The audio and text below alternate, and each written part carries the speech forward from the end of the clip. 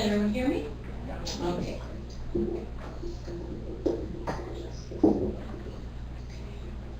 So, my book is a memoir. It's titled Perfection, and it is about 2 years of my life that were basically everything just came to a crashing halt, and I had to start all over again. And I'm going to first read a few pages just from the very beginning of the book, and then those of you who have questions, I hope you'll ask me your questions. So, the book begins on January 8th, 2003, and it was, as I recall, about 1 in the afternoon. It happened like this: Henry's footsteps on the old wooden floorboards, the toilet flushing, more footsteps, perhaps on the stairs, silence, then the thud. I was working downstairs in my office on a bitterly cold Wednesday afternoon.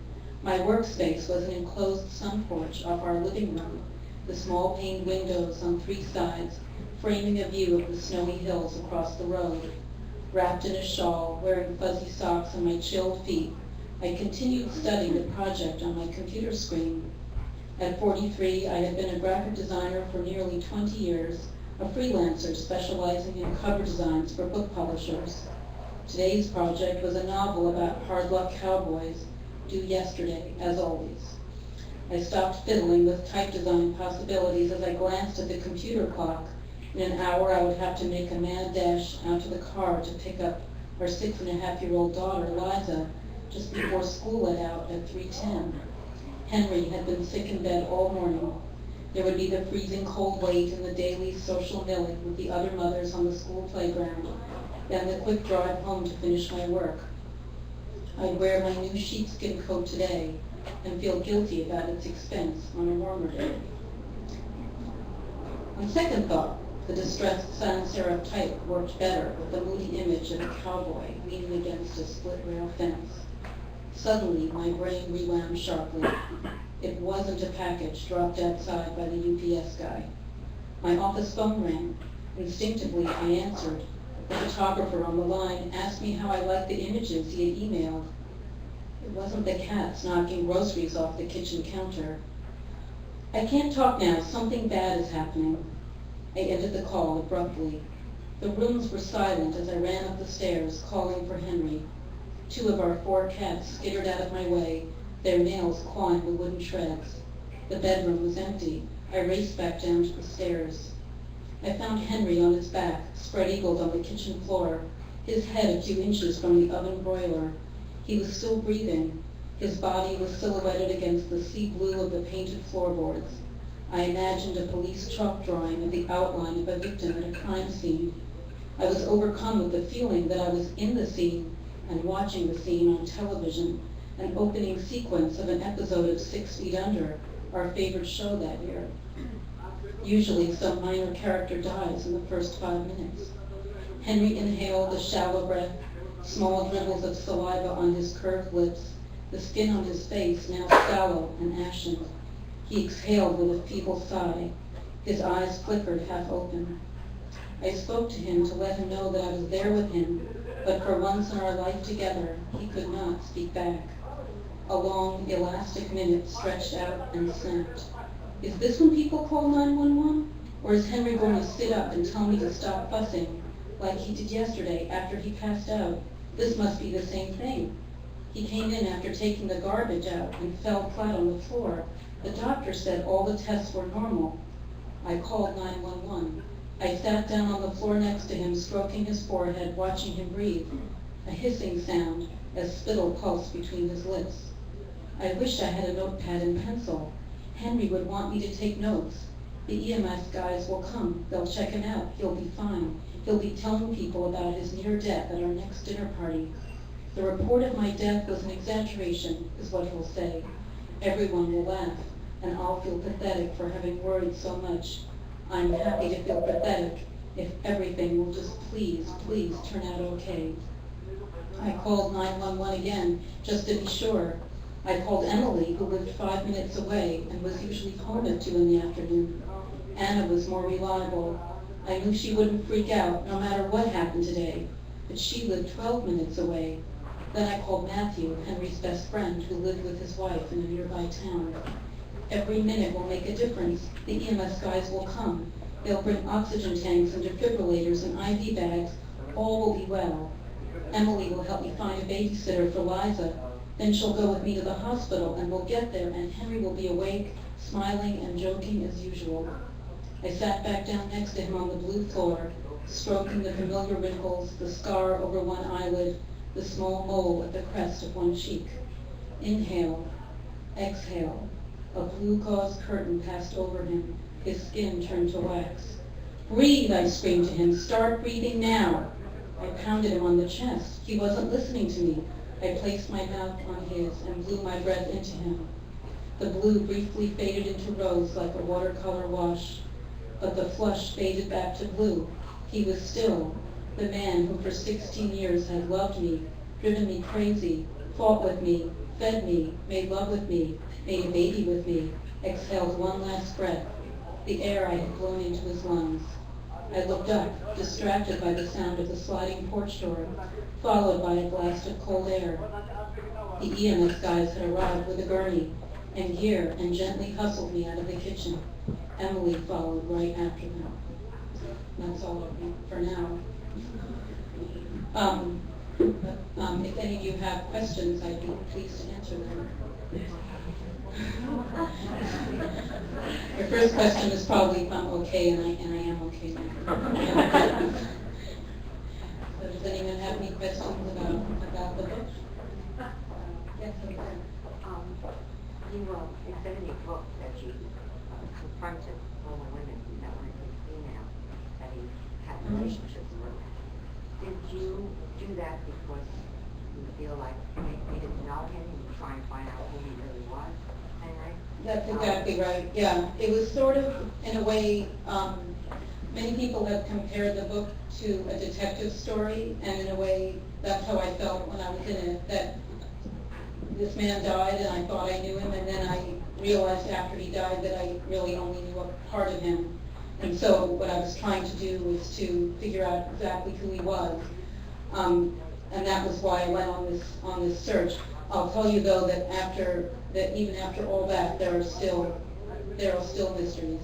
So some stories you get lots of clues and you can put it together as best you can, but you'll never find everything out. So yes, back there. When you write a memoir, do you approach it the same way, do storyboards, and those storyboards are your life? I mean, how difficult is that? Well, this book came about in a curious way, which is that I've always been a letter writer, and I was living in this small town, and many of my friends did not live in the town with me. They lived far away, some of them overseas. So the first piece of news they get is that my husband's died, and the second is they want to find out how I'm doing. So pretty much every day for the first few months, I would get frantic emails from friends and phone calls. So what I started doing was writing one long email a day, and whoever sent me a note on that day got that. And then I saved them. And that became, I'm grateful I had it, because that was essentially like keeping a diary. And I used that then when I decided to write the book. I used that as the raw material. But it's interesting. I attended a talk recently given by the writer Hope Edelman, who's written some memoirs as well. And she talks about how when you write a memoir, at a certain point, as you become distant from the events that you're writing about, you become a kind of a character in your story. So the me that woke up, lived through those moments on January 3rd isn't the me that's standing here in front of you now. So you sort of look back and you see that you become a character, and to create a story that people can read, that will have a story arc, you do have to do some shaping and crafting and putting it all together while staying true to, of course, the events that happen. So it is a different process, but in a way, I think there are some overlaps with any story writing. the story we just heard, is the story of economics, and we tried to make a book that will be enjoyable and readable, but it's the same as when you're trying to write any gripping story. So I hope that. Anyway. When you Yeah. discovered everything that happened, unbeknownst to you, were you very hard on yourself? How could I have missed that? How could I have been blind? Or or did you think, well, maybe it was a form of a defense mechanism, and then I really did, on a certain level, realize that there were problems, but I just kind of glossed over them because I didn't want to confront the truth? I think it was a bit of both. On some days, I just could not understand how I could not have seen everything, and on other days, when I was more kind to myself, I realized that, of course, some part of me had seen everything, but you don't want to see it. And I think what that's about is you have a lot, when you're in a marriage, you have a lot at stake, especially you have children with somebody. You really want that relationship to work. And especially where I was living and the kind of life I had a lot at stake in making it seem perfect, which is how I chose the title, sort of the irony of what happens when you try to make everything look perfect on the surface.